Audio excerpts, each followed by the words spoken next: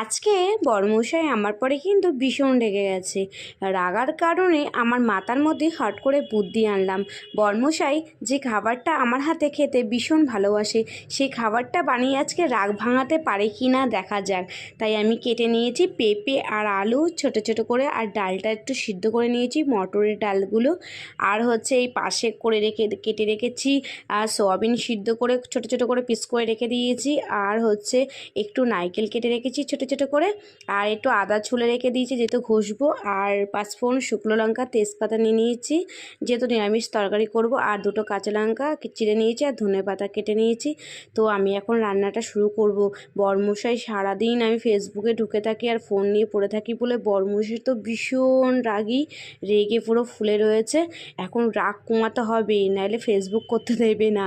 এর জন্য দেখো আমি তো ভয়ে ভয়ে ভিডিওটা বানাচ্ছি, যদি বড়মশাই ফোনটা নিয়ে ভেঙে দেয় তাহলে হয়ে গেল আমার ফেসবুকে ভিডিও ছাড়া।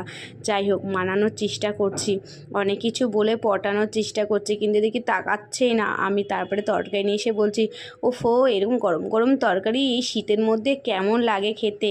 তো বড়মশাই দিকে তাকাচ্ছি আর আমি বলছি, শেষমেশ বড়মশাই কী করলো দেখো, হেসেই ফেললো।